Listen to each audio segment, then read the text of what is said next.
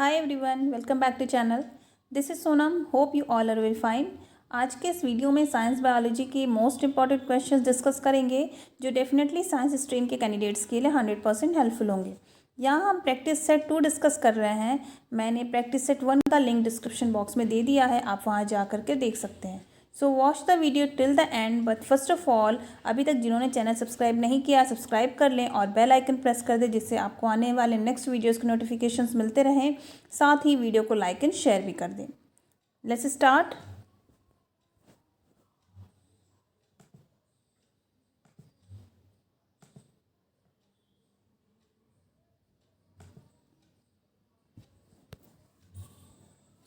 First question is name the largest gland in the human body.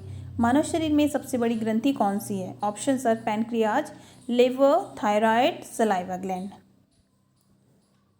Liver. मानव शरीर में सबसे बड़ी जो ग्रंथि यानी ग्लैंड है वो है लिवर।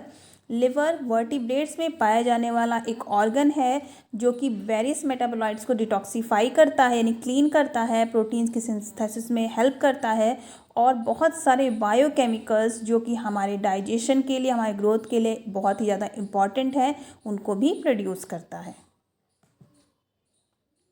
नेक्स्ट,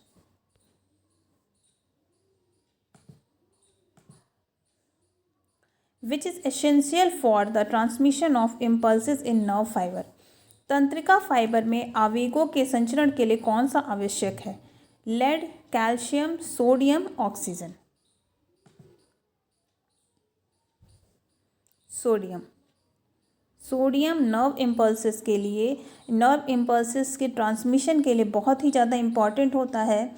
जब न्यूरॉन्स ट्रांसमिशन के लिए एक्टिव नहीं होते, मीन्स जब ये रेस्टिंग स्टेट में होते हैं, तब जो सेल यानी जो एनिमल सेल है उसके चारों तरफ का जो डिफरेंस है उसको सोडियम और पोटेशियम पंप द्वारा मेंटेन किया जाता है। Sodium symbol Na, potassium K, यानी ये जो सोडियम पोटेशियम पंप है यही डिफरेंस को, सेल के चारों तरफ जो डिफरेंस है उसको ये मेंटेन करते हैं। So sodium very very important for nerve impulses. Next, the compound that is used in anti malarial drug, malaria रोधी दवा में प्रयुक्त यौगिक है। क्लोरोक्विनिन, आइसोप्रीन, एस्पिरिन, एथाइलिन।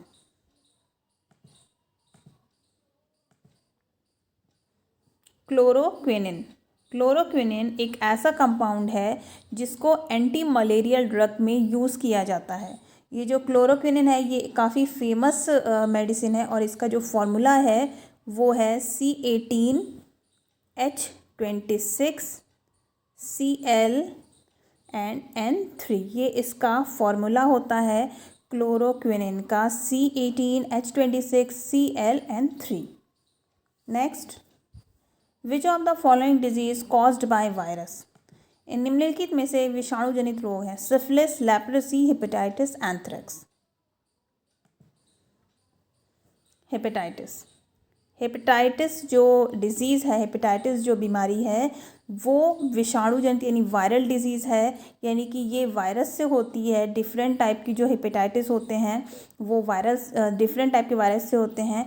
और हेपेटाइटिस में जो हमारा ऑर्गन अफेक्ट होता है वो होता है लिवर, यानी कि इससे जो अफेक्टेड ऑर्गन है यानी कि जिसमें इस वायरस का जो इन्फेक्शन होता है वो लिवर में होता है, जबकि सिफिलिस, लेप्रोसी, एंथ्रेक्स ये तीनों ही बैक्टीरियल इन्फेक्शन है। Next, which of the following is not a mosquito borne disease. निम्नलिखित में से कौन सा मच्छर जनित रोग नहीं है? Malaria, filaria, sleeping sickness, dengue fever.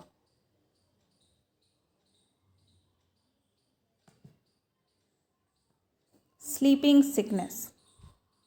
Sleeping sickness mosquito borne disease नहीं है, यानी ये मच्छर से होने वाला रोग नहीं है, जबकि मलेरिया, फाइलेरिया, डेंगू फीवर ये तीनों ही मच्छर बाइट से होते हैं।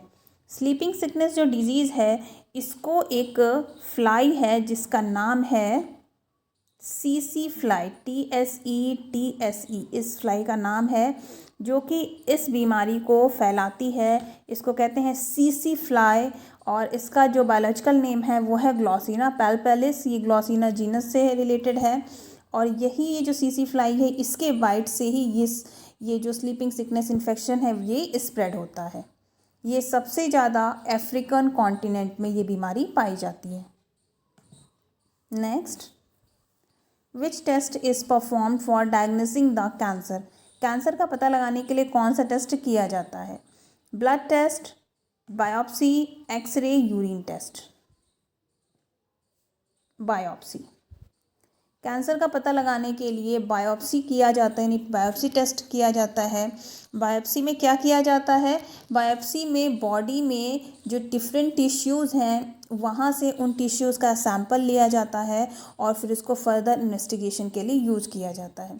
डॉक्टर जब कंफ्यूज होते हैं, यानी डॉक्टर को जब लगता है कि बॉडी में जो टिश्यूज़ हैं वो नॉर्मल नहीं है, एबनॉर्मली वो ग्रो कर रहे हैं, तब डॉक्टर इस टेस्ट को परफॉर्म करने के लिए रेकमेंड करता है। सो कैंसर का पता लगाने के लिए बायोप्सी की जाती है। Next, foot and mouth disease is found in. Foot and mouth disease बीमारी किस में पाई जाती है? Human, kettles, dog and cats, poultry. Kettles. ये जो फुट एंड माउथ डिजीज़ है ये कैटल्स में पाई जाती है और ये काफ़ी ज़्यादा बहुत तेज़ी से फैलने वाली हाईली कंटेजियस बहुत ही ख़तरनाक बीमारी होती है। ये शेप, गोट्स, डियर इन सबको भी काफ़ी ज़्यादा इफ़ेक्ट करती है। अगर इस बीमारी को जल्दी नहीं रोका जाता है, यानी जल्दी अगर इसको ट्रीट ना किया जाए तो ये काफ़ी तेज़ी से, बहुत तेज़ी से ये फैल जाती है। और ये जो बीमारी है इसको कॉज करने वाला जो वायरस है वो डिफरेंट 7 टाइप का वायरस होता है, जो कि इस डिफरेंट 7 टाइप के फुट और माउथ डिजीज़ को ये इन्फेक्ट करता है। Next, mushrooms belong to which type of organism. Mushrooms किससे संबंधित हैं? Algae, fungi, lichens, ferns. Fungi. Algae fungi type के ऑर्गेनिजम्स हैं, यानी मशरूम्स फंजाई टाइप के ऑर्गेनिजम्स हैं, यानी कि मशरूम क्या है? एक तरह का फंगस है।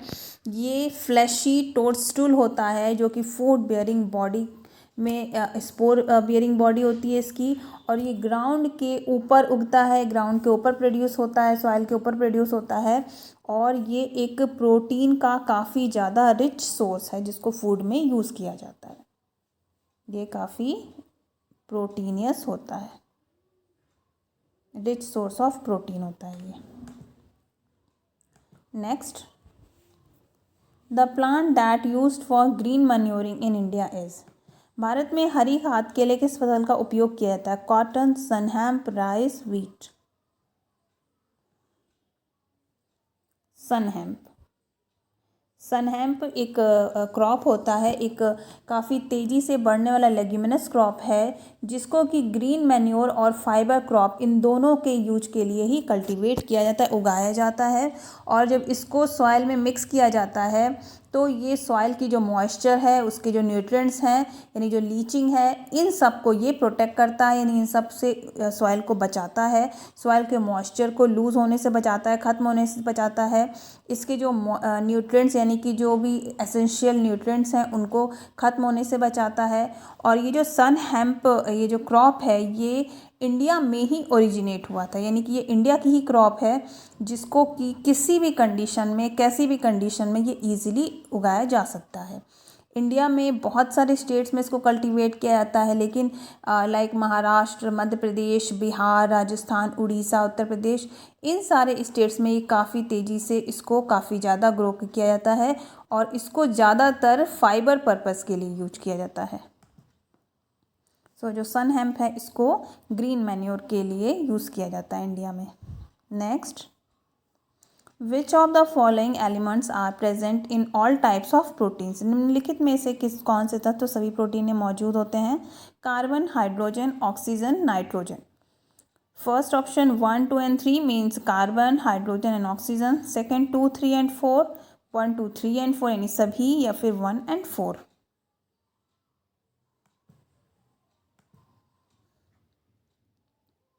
1, 2, 3 and 4 जो हमारा आंसर है वो है 1 2 3 4, यानी कि carbon, hydrogen, oxygen, nitrogen.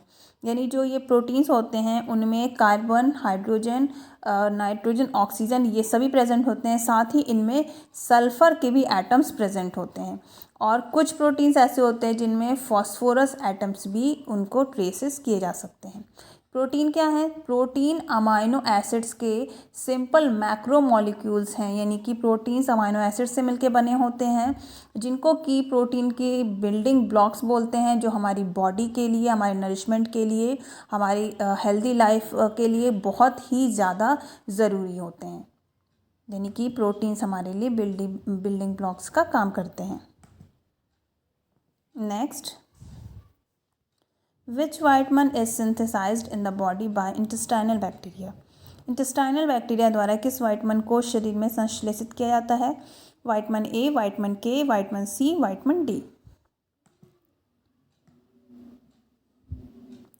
Vitamin K. Vitamin K को इंटेस्टाइनल बैक्टीरिया द्वारा बॉडी में बनाया जाता है, सिंथेसाइज किया जाता है।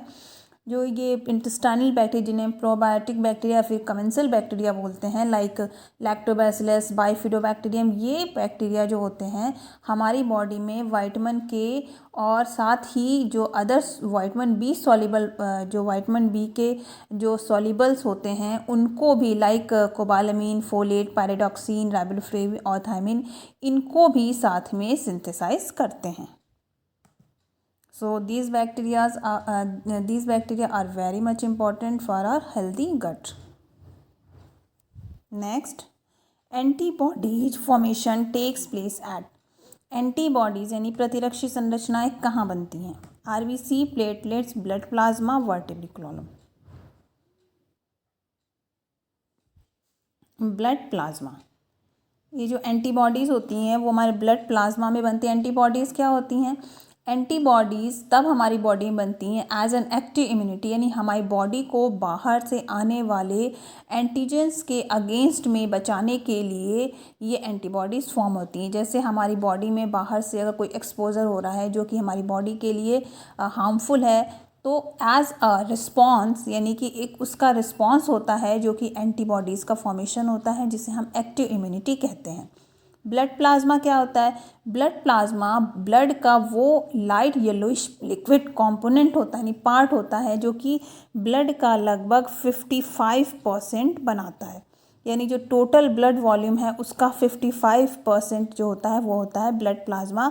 ये ब्लड का ही लाइट येलोइश कंपोनेंट कलर होता है।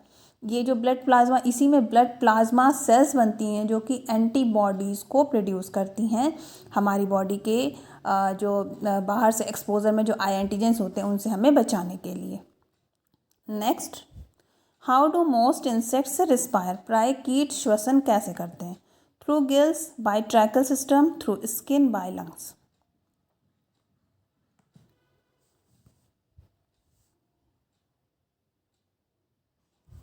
Bye tracheal system.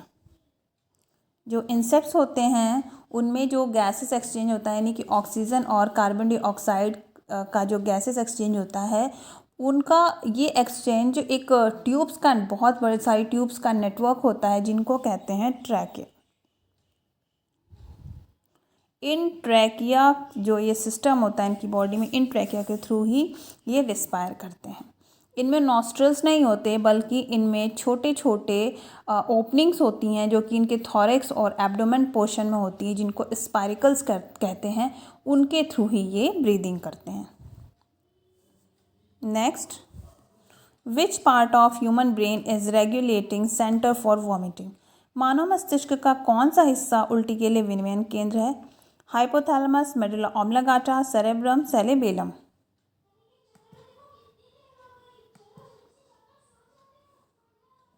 Medulla oblongata.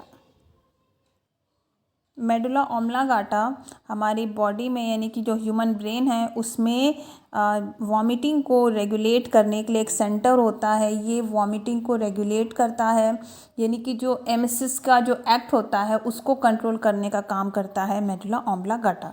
ये जो एमिसिस यानी कि ये जो वॉमिटिंग होती है वो उसका जो प्रोसेस है वो हमारे स्टमक की जो स्मूथ मसल्स होती है उसको कॉन्ट्रैक्ट करके ही ये वॉमिटिंग की जो एमिसिस प्रोसेस होता है उसको ये कंट्रोल करता है।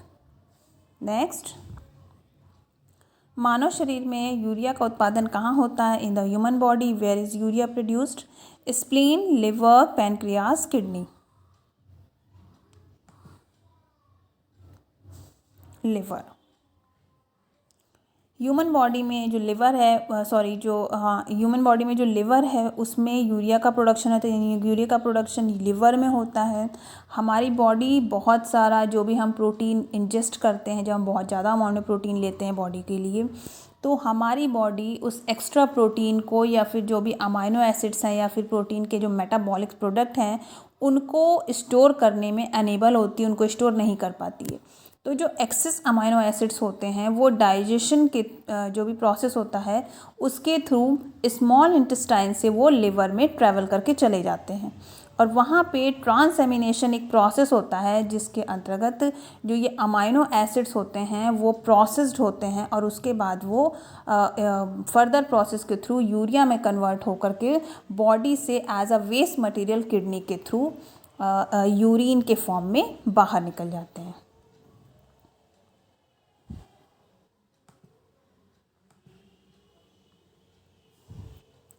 So that's all in this video. Thanks for watching. We will discuss more questions in next practice set. Till then, keep watching, stay tuned and take care. And don't forget to like, subscribe and share this channel.